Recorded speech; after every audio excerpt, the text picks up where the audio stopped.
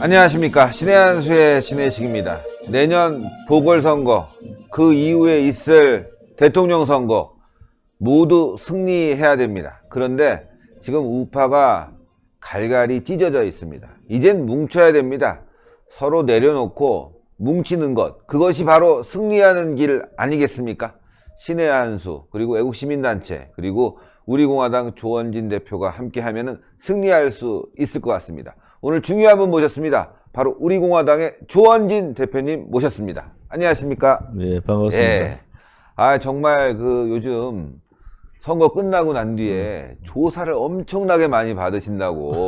예, 또 우한폐렴 때문에 집회도 제대로 못 하시면서 조사만 엄청 받는다고 해갖고. 경찰, 검찰이 물 만난 거죠. 예. 아무튼 저야 다른 조사는 아니고, 예. 집회 관련, 또 현성을 왔을 때, 인공기, 김정은 사진 불태운 거, 또 묵호항에 만경본부 왔잖아요. 예, 예. 그 집회 또 걸어 넘어지고. 아무튼 실질적으로 기소권도 있고, 벌금권도 있는데, 그게 집회의 자유라는 것은, 정당의 집회의 자유는 헌법적 가치인데, 받아들일 수가 없죠. 그래서 우리가 이제 항소해 놓은 상태고. 또 하나는, 2019년 6월 25일, 잘 아시겠습니다만은, 박원순 당시 서울시장이 용역 깡패들 써가지고, 우리 애국 국민들 2017년 3월 10일 날 돌아가신 5분에 대한 진상 규명을 요구하고 했잖아요. 그때 쟤들이 뜯어간 돈이 한 2억 6천. 그거 지금 소송 걸고 있어요. 아무튼 우리 공화당을 말려 죽이겠다 이래가지고 소송 걸고 있는데 그래 공화당에 죽습니까? 또 하나는 지금 조사받는 사람들이 많습니다. 결과적으로 그날 동영상이 수십 군데서 찍혀 있으니까 일방적으로 우리가 폭력을 당한 거 아닙니까? 그렇죠.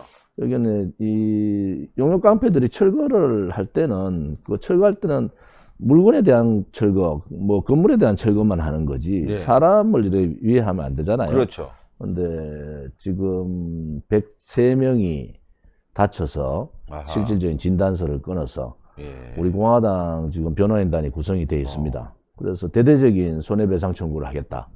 왜냐하면 이거는 분명한 행정집행의 행정대집행의 위반이거든요. 그렇죠. 그래서 저희들은 이길 수 있다고 보고요.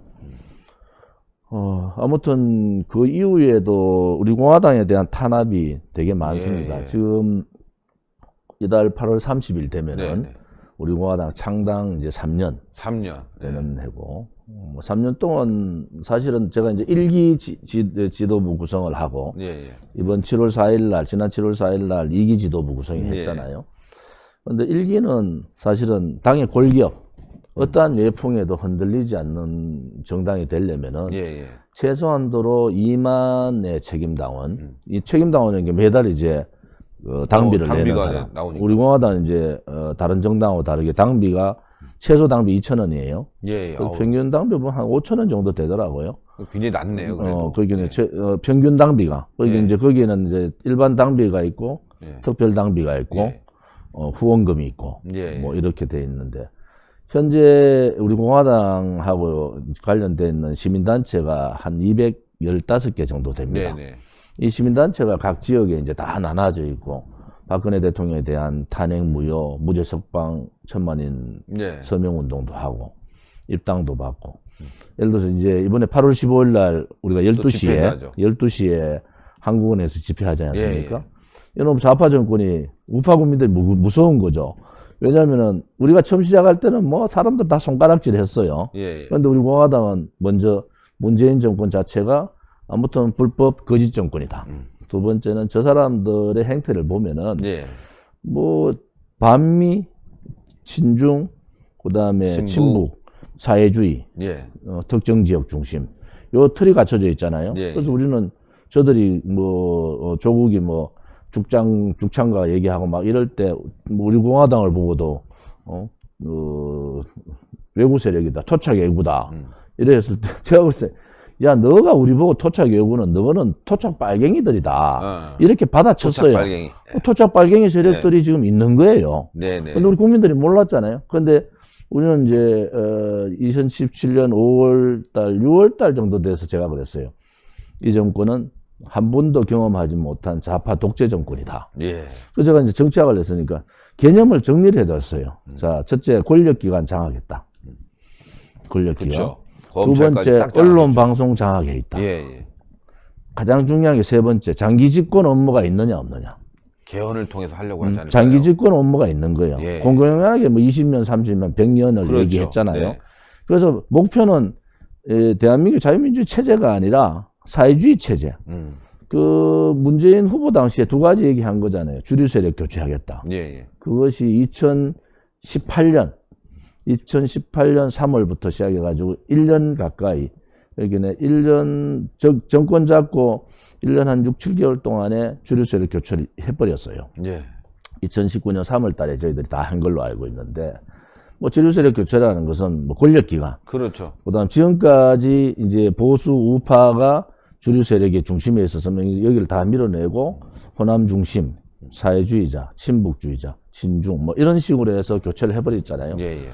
지금 헌법재판관 9명 중에 6명, 이제 7명 되죠. 대법관 13명 중에 8명. 뭐 아시다시피 이제 검찰까지 저렇게 이제 뭐 윤석열 총장 빼놓고는 뭐 나머지 이제, 예. 이제 손발 다 잘라버렸잖아요. 네. 경찰은 벌써 뭐 거리 들어가 버리고 군에서 가장 무서우니까 인수인계 과정도 안 거치고 들어가 버렸잖아요. 예. 그리고 기무사 해체시켜 버리고. 해체시켜버리고. 국정원은 벌써 이제 뭐 해체 사실은 수준입니다. 해체가 아니고 지금 국정원의 기본적인 업무, 대공 업무가 죽여버린 거 아닙니까? 그렇죠. 예.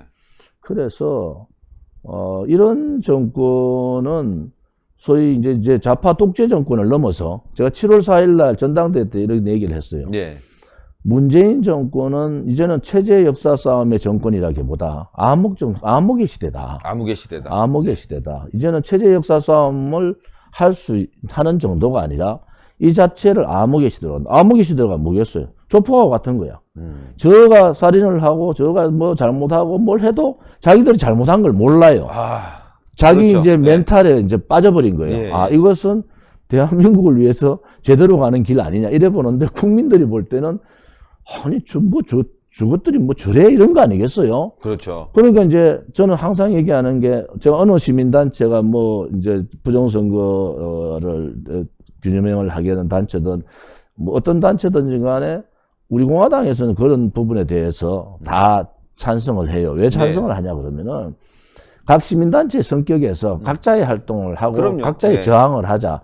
지금 유치원 3법 그 문제 있었죠. 그 다음에 자사고 외고 문제 있죠. 그렇죠.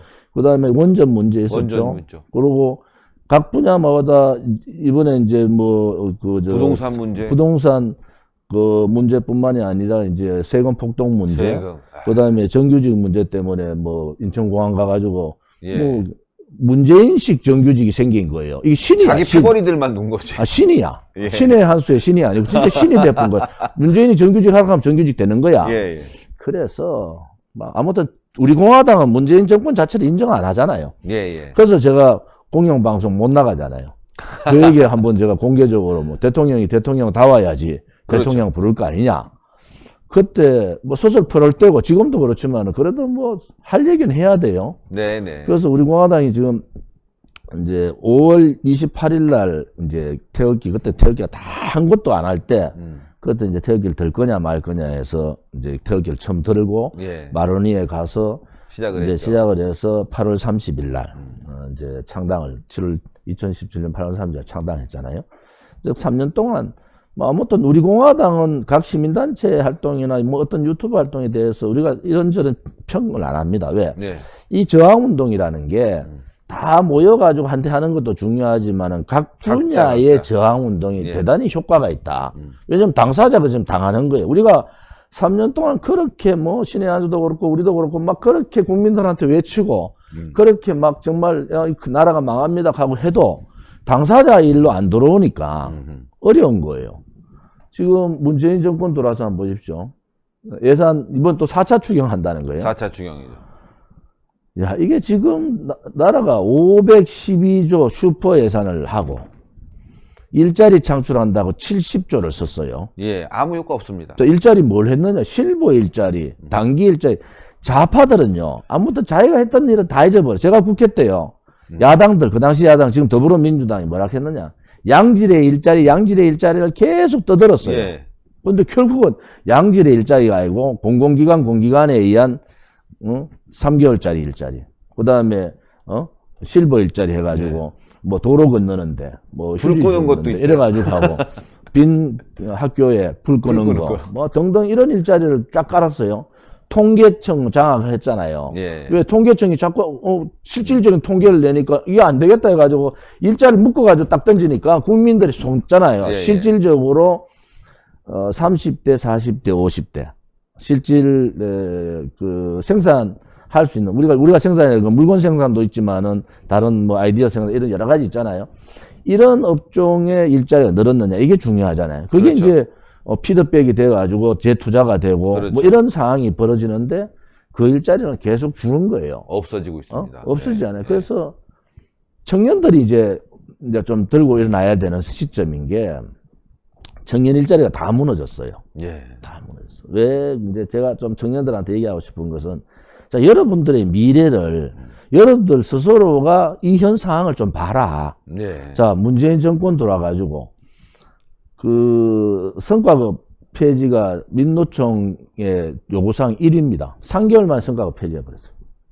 성과급 폐지는 정년 연장을 2년 하는 바람에 예. 이게 성과급을 하지 않으면은 하나의 직장의 생산 공장에서 정년을 2년 연장하면은 신입사원을 못 받아요. 못 받죠. 그러면은 청년 일자리 반토막이 나는 겁니다. 예. 그래서 청년 일자리를 반토막 나는 성과급을 폐지해놓고 그게 민노총하고 약속을 했으니까. 그러니까 이제 청년들 일자리가 이제 공중에 붕 떠버렸잖아요. 예. 그래서 18만 명이라는 이 공무원 정원을 한 거예요. 공무원 정원이 330억. 공무원이 30년 근무한다고 계산하면 330억 들어가는데 우리 공화당이 계속 얘기한 거예요. 우리 공화당이 정책적으로 많은 얘기를 합니다. 자, 330억을 따지면 한 가구당 5천만 원의 빚을 지는데 예. 우리나라 공무원이 작으냐?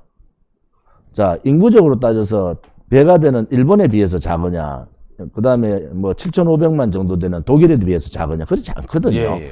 단지 하나 청년 일자리를 자기들의 민노총하고의 그런 부분 때문에 청년 일자리를 이제 막혀버리니까 그렇게 만들어보잖아요. 지금 소주성 얘기도 안 나오잖아요. 그렇죠. 신케인즈 이론자들 다 돌아갔어요. 유시민인가? 뭐 신케인즈 이론 해야 된다 하고 이게 포퓰리즘인데 뭐 재정이 지금 이제 미래의 재정 국감까지 다 열어선 거예요. 그렇죠. 한번 보십시오. 4차 이제 추경 들어가면은 이제 30조에서 또 4차 추경 들어가잖아요.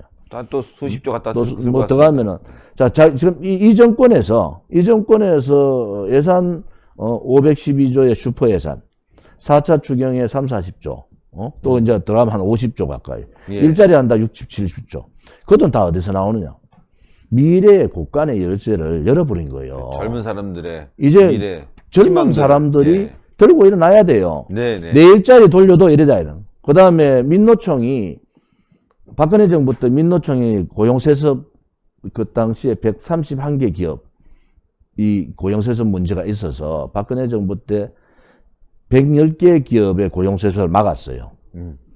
지금 발표를 안 하지만은 뭐 서울시 산하에 등등 해서 민노총이 고용세습을 다시 돌려놨어요. 저는 아마 131개 플러스 알파가 됐을 거다. 알파가 된다. 자, 그러면은 실질적으로 스펙을 쌓아가지고 그 고생을 하는, 그러니까 고용이라는 것은 하나의 사회, 이제 자본주의 사회 체제에서 사다리 역할이 가장 중요한 역할이야. 그렇죠. 이 사람이 열심히 네. 공부를 해서 뭐 고시를 하는 사람도 있고 뭐 여러 사람도 있지만은 하나의 좋은 직장을 가기 위해서 전 가족이 그 사람, 그 자식들한테 매달려가지고 희생을 하잖아요. 예, 예. 이 고용의 사다리라는 것은 사실은 이 기본적인 신분의 사다리를 넘어가는 거잖아요. 신분 체제를.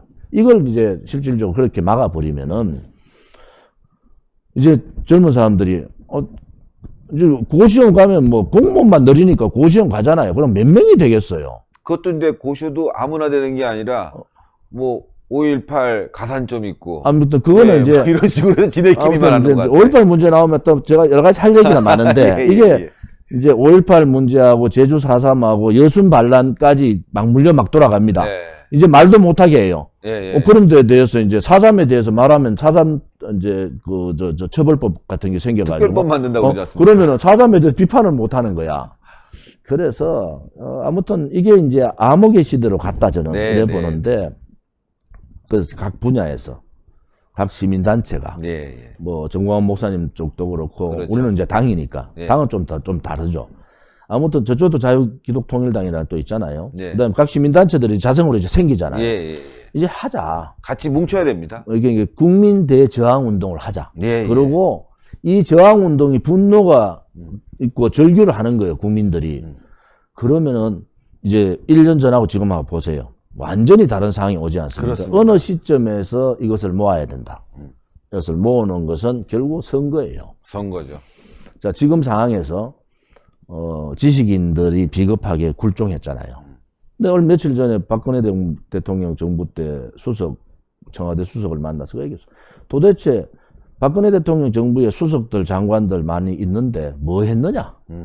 한마디라도 박근혜 정부의 잘된 정책, 문재인의 정책과 비교해서 이것은 잘못됐다고 얘기하고 탄핵에 문제가 있다고 얘기할 수 있어야 되잖아. 너무 비굴하지 않냐? 그러니까요. 너무 비굴하지 않냐?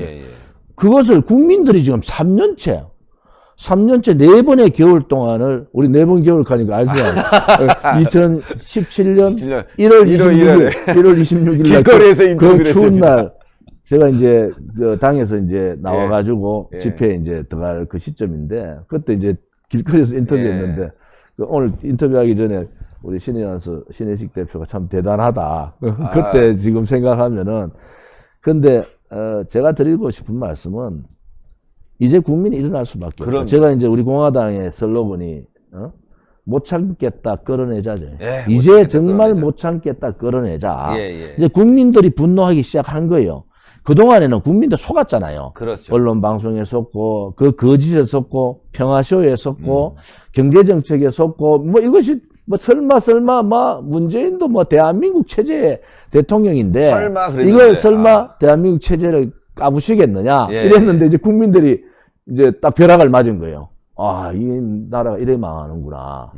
그러니까 우리 공화당은 줄기차게 문재인 정권을 보고 좌파 독재 정권이라고 얘기했고, 그들이 우리 보고 토착 왜구라 얘기했을 우리는 토착 빨갱이라고 얘기했고, 광화문의 촛불 붉은 광장을 우리가 광화문 광장 장악해가지고 태극기 광장 바꿔버렸잖아요. 그렇죠. 우리가 정말 그 많은 희생, 103명이 두들기 맞고, 피를 흘리고, 그러고, 뭐, 당으로 봐서도 엄청난 돈을 피해보고, 그랬지만은 우리가 그 투쟁을 한 것은 수도의 광화문 광장이 촛불 쿠데타에 붉은 광장으로 남으면 안 된다. 그래서 우리는 그 광화문 광장에 집회를 하고 우리는 다시 서울로 돌아간 거예요. 우리가 왜 그러냐. 우리 쪽에서도 계속 광화문 광장을 장악하자 하는 분들이 있었어요. 근데 제 입장은 그렇지 않다. 우리 공화당이 할 일이 있고 각 시민단체들이 할 일이 있으니까 이게 언젠가는 뭉쳐야 됩니다. 언젠가는 화산 폭발하듯이 폭발한다. 그것이 이제 선거인데 이제 국민들이 깨우치지 못하고 속은 국민들한테 우리는 지속적으로 뭐 4번의 겨울 동안 한 거잖아요. 우리가 뭐 아시다시피 엄해 많이 받았어요. 어떠고 저떠고 하시나. 4번 겨울 동안 우리가 집회를 183차 했는데 아까 시작하기 전에 한 500억 정도 들어간 거예요. 우리 공화당이 돈 낸 게 아니고 개인이 회비 내고 서명대 운영하고 오늘 뭐 그런 얘기 드리면 이런 거잖아요. 이번에 8.15 집회하는데 정당들이 왜 당부를 못 만들고 전단지를 못 만드느냐. 우리가 지금 30만 부 당부를 돌렸어요. 전단지 8.15 집회에. 그러면 찍어내는 30만 부의 돈은 얼마 안 됩니다. 그 30만 부를 돌리려고 생각해보세요. 돌릴 때 한 사람이 한 500장 정도 돌리면은 얼마의 인원이 필요하고 거기서 돈 계산이나 한 사람의 인건비가 한 10만 원 될 거 아닙니까? 그럼 30만 부를 계산하면서 그 돈이 얼마인지. 그러니까. 그러다가 현수막이 지금 우리 공화당 현수막이 전국에 3,100개가 걸렸어요. 3,100개나. 저도 맞습니다. 3,100개가 걸리면은 그거를 돈으로 계산해. 그 현수막 제작하는 돈은 당에서 하지만은 또 일부는 우리는 천장밖에 안 만들어요. 나머지는 각자가 또 당원들이 다 만드는 거야. 자기 집 앞에. 그래가지고 그것을 할 수 있는 정당 우리 공화당밖에 없어요. 지금 이제 뭐 아무튼 우리가 조선일보 광고라든지 이런 데는 워낙 돈이 들어가는 게 뭐 당의 돈이라는 게 한정돼 있잖아요. 그런데 당원들이 솔선수범해가지고 전단지가 나와가지고 일주일도 안 됐는데 30만 부가 다 소진돼가 지금 중앙당이 난리에 전단지 보내라고. 그다음에 현수막 했는데 현수막 전국에 다 붙어 있는데 결국은 뭐냐? 이런 열정적인 사람들이 4번의 겨울을 투쟁을 했단 말이에요. 예. 그래서 이제는 제가 이제 우파 국민들한테 말씀드리고 싶은 것은 우리가 좌파들이 아니잖아요. 그렇죠. 우리가 문재인 정권 퇴진, 박근혜 대통령 탄핵 무효, 그 다음에 이 사회주의 체제 주장자들, 반미주의자들 이 세력들하고 이제 싸우고 있는 정당인데 이제는 좀 더 관심 가지고 우리 공화당이 저렇게 힘든 과정을 겪었고 다 조용할 때 우리 공화당이 일어나가지고 뭐 신의 한수 신혜식 대표도 그때 막 진짜 열정으로 일어난 사람들 아닙니까? 이제 개척자들이에요 사실은. 이런 사람들이 이제 한번 다시 돌이켜 봐야 돼요.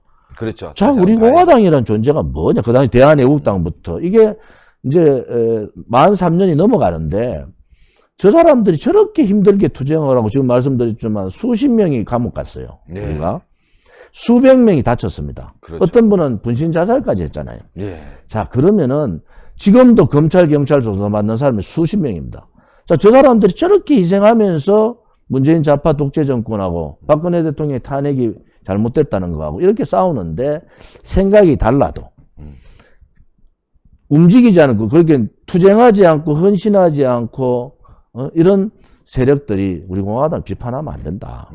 우리 공화당이 버티고 있기 때문에 광화문 광장도 바꿨고 우리 공화당이 버티고 있기 때문에 우리 공화당이 왜 광화문을 들어가고 우리 공화당이 왜 이렇게 힘들게 하느냐. 국민들한테 그러는 거예요. 국민 여러분. 용기를 가지고 굴종하지 마시고 우리 공화당이 앞장설 테니까 국민 여러분의 이익을 위해서 나라를 위해서 또 여러분의 아들, 딸, 손자, 손녀의 미래를 위해서 싸우십시오. 모든 책임은 우리 공화당에 앞장서서 가겠다. 우리가 정당이니까. 자, 우리가 미통당한테 불만이 그거잖아요. 도대체 너가 103석 가지고 176석을 싸우지 못한다 하면 좋은지는 한 석 가지고 싸웠죠. 4번 겨울을 싸우고 있다 이거죠. 103석은요 엄청난 거예요. 야당이에요. 그 당시에 100석 안 될 때도 많았어요. 그렇죠. 그때 뭐 자들 뭐 80석 갖고 노무현 뭐 그때 뭐 열린우리당 그 힘 무너질 때 표적이라고 하고 뭐 얼마 있었어요. 안 되잖아요. 그런데도 싸웠잖아요. 좌파들은 특히 공산주의자들은요. 100명이 모두 싸우고 1000명이 모여도 싸워요. 그런데 우리 우파에 소위 보수 주장하는 사람들은 조금만 하면 우리가 약해서 되겠어. 그렇지 않습니다. 투쟁은 맞습니다. 어떤 자신감을 가지고 특히 지도층에 있는 지식인들이 앞장서야 돼요. 미래통합당이 안 나서니까 미래통합당 소속의 단체장도 안 나서고 거기에 시구위원도 안 나서고 안 나서잖아요. 이제 미래통합당이 답답합니다. 뭐 조영 원내대표 제가 친구잖아요. 조영 원내대표가 전체주의라고 얘기했단 말이야. 그럼 전체주의는 자유민주주의 체제의 악이에요. 그럼 그 악과 싸워야 되잖아요. 원내에서 예를 들어서 7석 상임위원장 7석을 내줬다. 그리고 너 18개 너 가지고 뭐 이해는 해. 18개가 너 마음대로 책임도 지고 너 마음대로 할 일들을 그럼 그 피해 누가 가요? 국민들한테 오죠. 국민이 가는 거예요. 자, 이번에 부동산 3법, 그 다음에 임대차 3법. 자, 국토위원장 원래 미래통합당 목이었어요. 그러면 그 목을 가지고 한 1년간 싸울 수 있습니다. 그 어쩔 수 없이 패스트트랙에 올릴 수는 있어요. 그 기간이 있잖아요. 1년 정도의 기간이 있다고요. 그러면은 그동안에 이 부동산의 당장에 피해보는 사람들에 대한 대책을 세운다고요. 국민 스스로가. 다 포기했을 때는 어떤 게냐. 자, 이제 우리는 전면 투쟁으로 들어간다고. 그런데 투쟁도 안 해요. 전체주의 국가고 국회는 다 상임위원장 다 포기해. 국회는 이제 다 손 놓고 그러고 나서서 몇몇 사람들 말하는 거 가지고 뭐 그래서 김종인 영감님이 독일에서 좌파 경제 공부하고 오셨는데 이제 늦었어요. 그것은 우파가 잘 나갈 때 경제 성장을 제대로 하고 할 때 빈부의 격차라든지 이러한 여러 가지 문제점에 좌파의 경제학이 어느 정도 필요는 해요. 그런데 지금은 체제가 좌냐 우냐의 선거 체제를 하는데 소위 말하는 보수 정당이라는 미통당이 좌파 경제를 가지고 있는 김종인 영감을 들고 오면 되느냐고. 그리고 안에서는 아무 얘기 안 하니까 이제 뭐 이승만 대통령, 건국 대통령, 그것도 박정희 부정하려고 대통령 사진도 내려보자. 예, 예. 다 내리라 이거지. 너가 다 도망가라 이거야. 다 도망가도 국민들은 너한테 속았다는 걸 이제 뼈저리게 느낀다. 그래서 저는 앞으로도 우리 공화당의 길은 그냥 갈 거예요. 그래서 예. 우리 신의 한수 청취자들, 시청자분들이나 또 우파의 우리 국민들이 아무튼 우리 공화당 분열 안 합니다. 예, 분열 예. 안 하는데 대통령이 지난번 총선 때 메시지가 옳았잖아요. 대통령께서 거대 야당으로 합쳐라. 옳은 거예요. 예. 그 앞에 뭐라 하셨습니까? 태극기 애국 국민들한테 정말 감사하고 죄송하다. 이게 전제잖아요. 그러면은 황교안 체제나 미래통합당이 바깥에 있는 애국 국민들을 껴안아라는 거지. 너가 언제 대통령이 바깥에 있는 애국 세력들을 발로 다 차고 거꾸로 몰아가지고 다 죽이라 했냐 이거야. 그 판단이 잘못된 거예요. 황교안도 마찬가지잖아.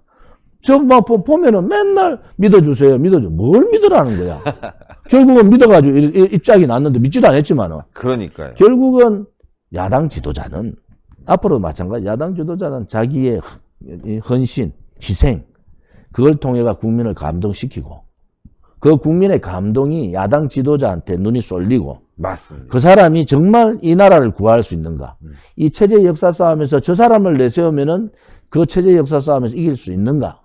라는 그런 좀 검증된 그런 사람들이 이제는 돼야 된다. 예. 아니, 나오셔서 인사 말씀하고 제가 지금 답변 좀 드리고 이러려고 그랬는데 그동안 너무 고생을 하셔갖고 쭉 그냥 거의 한 20분간을, 30분간을 쭉 그냥 말씀하시는데 뭐 거침이 없습니다. 그래서 참 우리 공화당 시청자 여러분들 굉장히 고생이 많습니다. 예, 그리고 또 이제는 우파가 대통합해야 될 것 같습니다. 각자 특성이 있으니까 그 특성을 살려가면서 인정해주면서 가야지. 너는 이거 싫고 너는 이거 싫고 이렇게 단점만 보지 마시고 장점만 봐주시고, 그리고 우리 공화당은 또 정당으로서 지금 또 다시 재결합해서 말이죠, 싸우고 있지 않습니까? 여러분들 밀어주시고 또 아껴주시고, 특히나 이제 통합당이 요즘 당명을 바꿔야 될 것 같아요. 어제 칼럼을 하나 봤는데 가만히당. 예, 가만히 있어요. 아무것도 안 해. 가만히당인데 우리 공화당이 이번 또 8월 15일 날 한국은행 앞에서 모이지 않습니까? 그래서 또 박근혜 대통령 사랑해 주시는 분들, 또 애국활동 하시는 분들 또 참여해 주시고, 또 광화문에서도 경복궁역 6번 출구가 있습니다. 또 여기도 참여해 주시고 해서 이게 다른 게 아니야. 함께 다 모이고 난 뒤에 광화문에서 으쌰으쌰 하는 소리가 나면 뭐 국민 다 나오면 그냥 거기 다 메꿔지는 거 아니겠습니까? 시청자 여러분들 함께 해주시고, 앞으로 우리 공화당이 진짜 우리 애국 세력의 이 어떤 중심축이 되고 또 통합하는 데 큰 역할을 할 것 같습니다. 자, 제가 궁금한 게 지금 내년 보궐선거, 그 다음에 대선이란 말이죠. 말씀하신 대로 이 암흑의 시대, 이기기 위해서는 전략이 있어야 되는데 다들 뭉쳐야 된다, 합해야 된다. 그래, 마음에 안 드는 이 가만히당, 통합당이라도 끌어들여서 합쳐야 된다라고 하는데, 사실 이제 장외 세력들이 굉장히 크지 않습니까? 예, 우리도 공화당 포함해서. 그래서 아까 들어오시기 전에 전략을 말씀해 주셨는데 그 전략에 대해서 저도 굉장히 공감하거든요. 한번 지난번에 저랑 전화 통화할 때 제가 아무튼 이제 우리 유튜브가 커졌잖아요. 이제 신의 한 수가 130만 가까이 가고 뭐 큰 유튜버들이 이제 많이 있는데, 이제 어느 우파 지도자들한테 실망을 또 할 거냐. 그래서 제가 그런 얘기했죠. 우리 공화당한테는 벌써 제가 우리 공화당 회의 때 제가 얘기했는데, 우리도 공개해지니까. 아무튼 이번 8.15 집회 끝나면은 우리 공화당은 보궐선거 대책위원회를 바로 구성해서 당내에 2사람, 당 바깥에 2사람 이렇게 해서 경선을 붙이겠다. 우리 공화당이 제일 먼저 다음 서울시장 후보, 부산시장 후보를 낼 거예요. 바깥에 우리 공화당 외에 또 태극기 세력, 애국 우파 세력들이 많잖아요. 여기서도 좀 모여가지고 후보를 좀 내자. 그래서 경선 안 붙자, 바깥에서. 미통당 보고 그냥 있으면요, 또 미통당 후보 하나 만들어 놔놓고 너 따라오려면 따라오고 따라오기 싫으면 따라오지 마라. 또 안 돼요. 왜 안 되느냐? 대통령께서 그렇게, 박근혜 대통령이 그렇게 얘기했는데 우리를 거꾸로 발로 찼잖아. 이제 체면도 없어. 우리 보고 도와달라고 할 체면도 없어요. 그러면 또 지는 겁니다. 네. 또 지는 거예요. 그래서 아무튼 바깥에 단일 후보 작업을 하자. 소위. 그렇죠. 그리고 미통당 후보가 나오면은 또 결성 단일 후보를 붙자. 단일화 한번 해보자. 네. 예. 근데 미통당 거부 못 할 거예요. 왜? 바깥에 단일 후보가 미통당 후보보다 저는 훨씬 훌륭한 후보가 나올 거라고 자신이 나고. 그런데 이제 바깥에도 뭐 우리 요즘 유튜브 방송하는데 누가 뭐 원고 보고 이런 거 없잖아요. 그렇죠. 그냥 하잖아요. 예. 그래서 최소 4시간, 4시간. 5시간 후보들을 검증을 하고 우리도 이제 그래 할 거예요. 후보 4명을 아무것도 없이 국가 간 정체성, 안보, 그다음에 이 외교 국방, 경제 뭐 이런 복지 부분까지가 토탈해서 한 3시간에서 4시간 정도를 이제 생방으로 할 겁니다. 예. 그러면 국민들이 보는 거예요. 아, 저 사람의 능력이 어느 정도인지, 저 사람의 국가관이 어떤 건지, 저 사람 위기 극복 능력이 어떤 건지. 그렇지 않은 사람 나오지 말라는 거예요. 이제는 지도자 한 사람, 네임밸류 있는 지도자를 세웠다가 망한 게 한두 번이 아니에요. 그렇죠. 지금 뭐 그래서 그래 하면은 바깥에서도 지금 뭐 시민단체들이 많이 모여 있잖아요. 거기서도 단일 후보 작업을 하자. 같이 한번 붙자.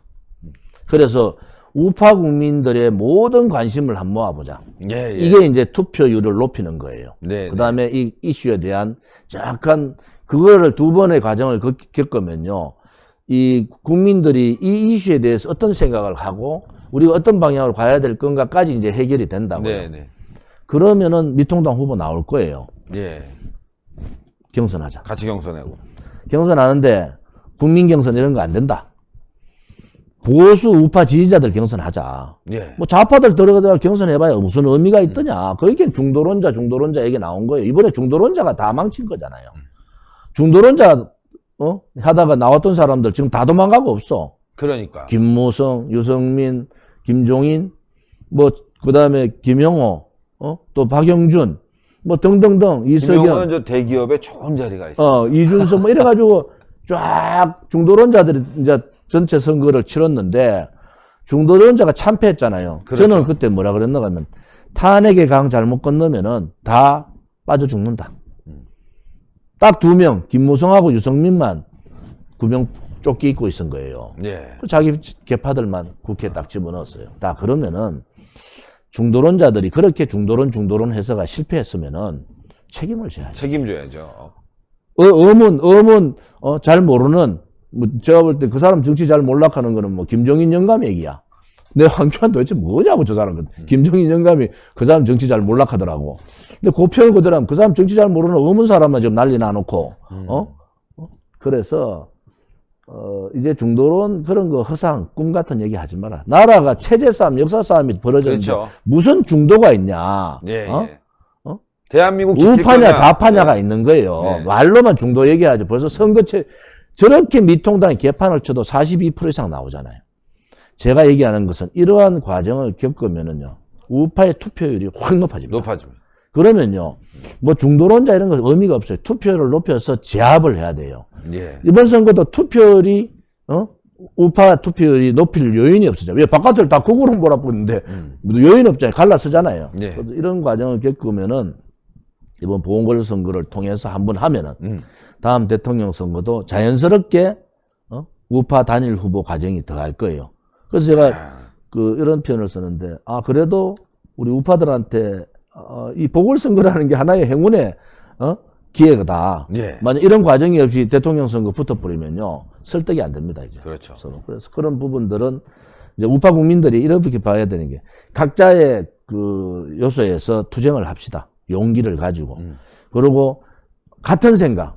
좌파가 아니고 토착 빨갱이 세력들만 아니면 다 격려해주고. 우리 공화당 동지들한테 그랬어요. 당원들한테도. 이제 좀 내려놓고 벽을 낮추고 포용하고 많은 얘기를 듣자. 우리가 이제 제 표현으로 하면 국민의 바다로 뛰어들자. 이렇게 얘기했거든요. 뭐 미통당 따갑지만은 미통당한테 기대하지 말자. 그리고 미통당 껍데기다. 저도 그 10년 동안 있었던 친정이지만은 제가 이제 삼선했으니까 10년 동안 거기 있다 나왔잖아요. 연기 없다. 그런 그 껍데기 보수는 그냥 한강에 처박자. 그러고 새로 시작하자. 새로 시작하자. 왜 이게요. 탄핵이라는 것은 앞으로 역사에 대한민국 역사에 대단한 역사의 시점이에요. 이게 중요한 사건이라고. 예. 그러면 이 탄핵을 어설프게 묶고 가면요. 언제든지 선거 때만 되면 조자들은, 자, 왼쪽에 있는 빨간 아들은 탄핵 세력들, 탄핵, 적폐 세력들, 탄핵을 당해야 될 적폐 세력들, 요리 들고 나온다고. 이제는 정면 돌파해야 된다. 정면 돌파하고 탄핵이 뭐가 잘못됐는지를 밝혀야 된다. 그 당시에 80명의 패널들이 80가지의 거짓말을 가지고 박근혜 대통령 말씀대로 거짓의 산을 이루어가지고 막 조져. 근데 그때 했던 얘기들이 채블리피시도 다 거짓말이죠. 증거 안 돼. 그 다음에 안종범 수초도 증거 능력이 없어. 그럼 그 다음 미르 재단 없어. 죄가 없어. 그럼 대통령이 죄를 뭘 지었냐는 거야. 강요죄랍니다. 대통령 하나 있다 하다. 이재호가 최순실 딸한테 39억짜리 말을 줬나 안 줬나요?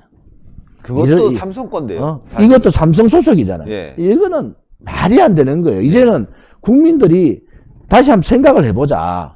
그 2017년 3월 10일 이전, 2016년 겨울부터 벌어졌던 그 거짓 선동 조작 업무의 사항들을 한번 다시 돌이켜보자. 그러면은 박근혜 대통령이 얼마나 힘들게 옥중투쟁을 하고 있느냐. 지금 1229일, 오늘 1230일 동안 저렇게 하고 있잖아요. 예. 그러면은 저는 왜 얘기를 하느냐. 이 좌파 문재인 쿠데타 정권을 무너뜨릴 수 있는 방법은 박근혜 대통령의 탄핵이 아킬레스건이에요. 그것의 거짓의 산이 여기 다 있다고요. 예. 자, 이것을 그냥 모른 척 해서는 안 된다. 그래서 우리 공화당도 대통령 메시지 나오고 어떤 당원들은 좀 아쉬워하고 절대 안 된다. 이것은 앞으로 대한민국의 역사에서 대단히 중요한 거다. 그래서 항상 우리는 그 생각을 가지고 앞으로 이제 바깥의 우파 세력들하고 다 같이 정권 교체. 지금 해봐야 2년 안에요. 2년이죠. 2년 안에 지방자치제 선거, 국회의원 선거는 더 있지만 3번의 선거가 있는 게 보궐선거, 대통령 선거, 지자체 선거. 자, 이런 대중차대한 이제 선거에서 우리 이제 우파가 해야 될 일은 우리 우파에 앞장서가지고 투쟁하는 건 우리 공화당이 한다고요. 이제는 우리도 국민의 바다로 가서 이제 우리가 이제 4만 5천 책임당원에 40만 일반 당원 이거를 이제 100만 당원으로 10만 책임당원으로 늘리는 작업도 하고 오프라인상으로는 정당체제인 꽂힌 당협체제 국회의원 선거구의 당협체제를 갖추고 온라인상으로는 아무튼 이 국민과 상방 소통할 수 있는 플랫폼을 만들어서 그러니까요. 이제는 기존의 언론 방송들이 안 실어주더라. 또 우리가 갈 수 있는 길은 가겠다. 이런 지금 구상을 가지고 7월 4일 전당대회 이후에 한 달 동안 급박하게 이제 계속 하고 있는 거죠. 여기서 이제 좀 전에도 탄핵의 강, 박근혜 대통령에 대한 억울한 이 탄핵, 사기 탄핵, 이건 밝혀야 된다. 저도 공감하는 바가 있는데 또 이제 시민단체들에서 지금 전 좌파 정권이다. 때려 부시자. 우리 안보 문제, 경제 문제 이렇게 세우는 분들이 있거든요. 그래서 저는 생각이 우리가 다 인정하고 가자.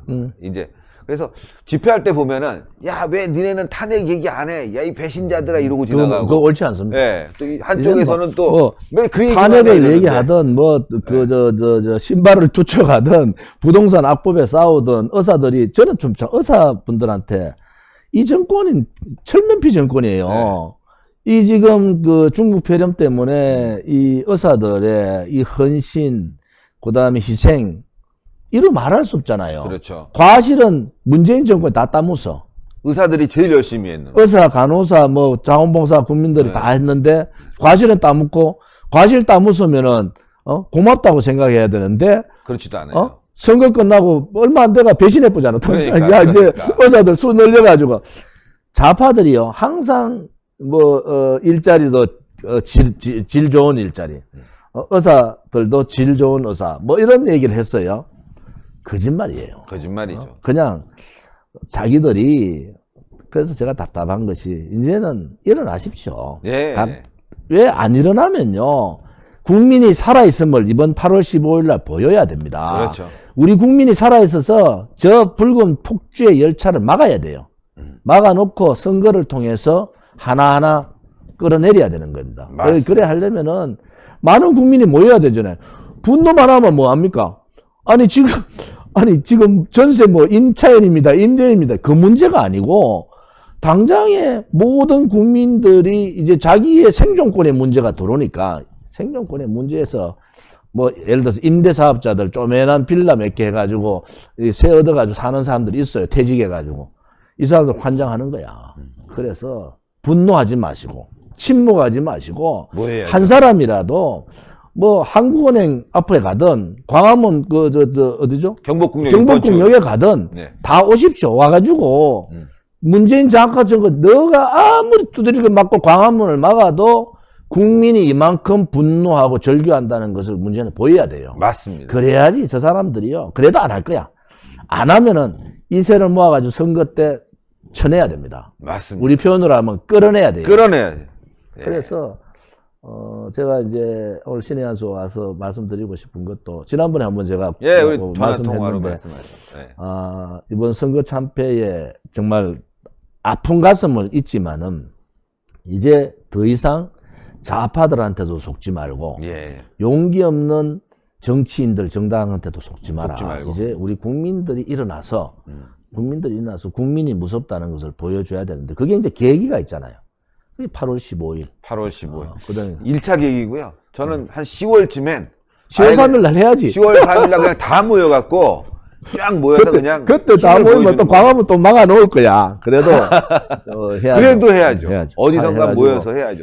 이번 8.15는 저는 국민의 그럴 수 있는 분들은 국민이 내 아들 손자들 걱정하는 어르신들 또 정말 대한민국 걱정하는 분들이 많잖아요. 다 나오셔야 된다. 다 나오셔야 돼요. 어디를 가든 그거는 중요하지 않다. 아무튼 한국은행 경복궁 그게 너무 사이니까 다 모이면은 뭐 어쩔 거예요. 그거 다 모여가지고 사람이 많아가지고 서지를 못하면은 못 막죠. 그 광화문도 들어가야 되는 거예요. 사람이 많아서. 그래서 제가 말씀드린 것은 그날 비도 뭐 온다 하더라도 걱정하지 마시고 오셔서 나라가 망하는 것보다 빚 좀 막는 게 낫습니다. 그리고 오만하고 능력도 없고 오만하면은 능력이 있어야 되잖아요. 능력도 없고 어떻게 가짜 정권에다가 거짓말 정권에다가 철면피 정권이야. 더 이상 용서하면 안 됩니다. 용서하면 안 됩니다, 진짜. 이제는 미통당한테도 너가 임마 뽑아줄 때 문재인 정권하고 싸운다고 걔가 뽑아줬는데 안 싸우면은 모여가지고 미통당도 비판해야 되는 거예요. 그럼요. 그래서 참 한숨이 나오지만은 참 우리 신의 한수 보면서 저도 우리 신혜직 대표나 참 우리가 그 많은 시간 동안에 그 많은 엄해와 질투와 또 오해 또 좌파의 이 탄압 뭐 이런 걸 받으면서도 저도 지금 뭐 검찰 경찰 조사 수도 없이 받았어요. 남아있는 것도 많아요. 근데 그 전에 막 이거 해가지고 막 좌파들은 무조건 건다고 막 그러고 피곤하게 만드는데 그런 눈 하나 깜짝 안 합니다. 제가 국민들한테 말씀드리는 것은 아무튼 앞장선 사람은 희생을 하겠습니다. 저도 마찬가지죠. 그 사람들이 제가 죽는다 해가지고 무슨 의미가 있어요. 단지 하나 이 나라가 망하고 있다는 거. 우리가 가만히 있으면은 나라가 무너진다는 거를 한 사람의 국민한테라도 더 알렸으면 좋겠다. 맞습니다. 하는 게 이제 아마 우리 공화당도 그렇고 정광훈 목사님 쪽도 그렇고 지금 새로 일어나는 이제 저항 운동의 불씨들이 그런 뜻 아니겠느냐. 그렇습니다. 그렇게 생각하죠. 아유, 여러분들 말씀 들으니까 속 시원하죠? 지금 생방송으로 내보내고 있는데 그렇습니다. 우리가 다 뭉쳐야 됩니다. 우리 공화당도 그렇고 사랑제일교회 정광 목사님도 그렇고 기독자유 통일당도 그렇고 다 뭉치면은요 굉장히 큰데 그동안은 조금씩 나눠져 갖고 서로 또 질책하기도 하고 오해하기도 했습니다. 이젠 그런 거 없이요 8월 15일 광화문 일대 또 한국은행 일대 다 모이고 말이죠. 10월 3일은요 몽땅 모여갖고 그냥 문재인 정권 끌어내자고 하면 될 것 같습니다. 그리고 내년 보궐선거에서요 야권 단일화를 꼭 이루어내야 될 것 같습니다. 그리고 지금 미통당 제발 좀 잘했으면 좋겠습니다. 가만히당이라는 얘기 듣고 있는데 사실 지금 우리 공화당 또 이에는 한석도 없지만 그게 중요한 게 아니죠. 지금 국민 저항권이 있지 않습니까? 국민들이 나서면 되는 거죠. 국회에 법 103석 있으면 뭐합니까? 아무 일도 못하고 있는데요. 자, 이제 장외에 있는 애국 세력이 서로 뭉치고 있고 그게 힘이 분명히 될 거라고 생각합니다. 또 그 중심에 우리 조원진 대표님도 있고 정광훈 목사님도 있고 그 외에도 수많은 애국자들이 있지 않습니까? 그래서 함께 뭉치면 분명히 뭔가 큰 일을 해낼 수 있을 거다라고 생각합니다. 자, 마지막으로요, 우리 시청자 여러분들께 8월 15일 등등등에서 또 부족하신 말씀 있으면 전해 주십시오. 아무튼 그 국민들이 이렇게 분노하고 전류하게 만들었다는 것 자체가 저희들의 잘못이죠. 이제 마지막 단계인 것 같아요. 벼랑 끝에 대한민국이 걸려 있는데 국민 여러분 어디 계십니까? 이제 나오셔야 됩니다. 이제 여러분들한테 이제 직격탄이 넘어가지 않습니까? 이제는 8월 15일 날 한국은행 또 그 경복궁 모든 분들이 나오셔서 저항하십시오. 국민 저항권 발동은 헌법적 가치입니다. 그렇습니다. 우리 국민 저항권 발동을 해서 문재인 폭주, 전체주의 파시즘을 끌어내야 됩니다. 맞습니다. 꼭 부탁을 드리겠습니다. 힘내시고요. 지금 뭐 폭우가 쏟아지고 지금 장마가 또 지나가고 막 생활이 되게 힘드실 겁니다. 아무튼 잘 이겨내시고 예. 우리 공화당도 지금 피해복구 자원봉사단을 구성해서 8.15 집회 끝나면 바로 자원봉사단, 전국 자원봉사단 활동을 할 생각입니다. 힘내십시오. 대한민국이 그렇게 쉬운 나라가 아니라는 것을 토착 발갱이 좌파들한테 꼭 보여주기를 바랍니다. 감사합니다. 아유, 오늘 말씀 대단히 감사합니다. 예, 한 40분, 50분 가까이 했는데 시간이 왜 이렇게 빨리 가죠? 후딱 갑니다. 예, 엑기스만 뽑아서 팍팍팍 전해드렸습니다. 예, 그만큼 중요한 말씀을 전해주셨고요. 또 하나가 이번 8월 15일 날 말이죠. 한국은행 앞, 그 다음에 경복궁역 6번 출구. 저는 막 가슴이 뜨거워지는 게 거기서 사람들이 막 모여서 어쩔 수 없이 광화문을 꽉 차서 서울 시내가 말이죠. 태극기 물결로 이루어지는 그런 모습이 연상이 됩니다. 그리고 10월 3일에는요. 이제 모든 시민단체들이 너나 할 거 없이 손을 잡고 나오는 모습도 지금 선한데요. 여러분들 뭉쳐야 됩니다. 일단 말이죠. 통합당이 제대로 못하고 있으니까 장외에서 확실히 뭉쳐서 우리 국민들에게 야, 애국 세력들이 살아나고 있구나. 이 어둠의 세력, 이 문재인 정권 끌어내리는데 우리 애국 세력들이 살아나고 있다는 걸 확실히 보여줄 수 있을 것 같습니다. 자, 여러분들 힘내시고요. 예, 이렇게 희망 섞인 얘기들이 있습니다. 우리 공화당 탄압 정말 많이 받았어요. 제가 보기에도 말이죠. 다치신 분들이 한둘이 아니고, 예, 구속당하신 분들도 한둘이 아닙니다. 그런데도 불구하고 꿋꿋하게 싸우고 있지 않습니까? 여러분들이요, 이제 함께 뭉쳐져서 나도 싸울 수 있다. 이런 마음을 가지면 될 것 같습니다. 우리 공화당 유튜브도 있고요. 또 홈페이지도 있는데 가서 좀 영상이나 내용도 보시고요. 자, 박근혜 대통령 명예회복도 중요하고 또 대한민국 살리는 것도 중요한데 두 축이 함께 가면요. 오른팔 왼팔이죠. 막 문재인 때려버리는 거죠. 네, 그렇게 돼야죠. 이제 한 팔로 싸우지 말고 두 팔로 빵빵 날리면서 8월 15일 대한민국 살리는 그날 위해서 우리 이번 주에 확실히 한번 뭉쳐야 될 것 같습니다. 여러분들 대단히 감사합니다. 감사합니다. 네, 수고하셨습니다.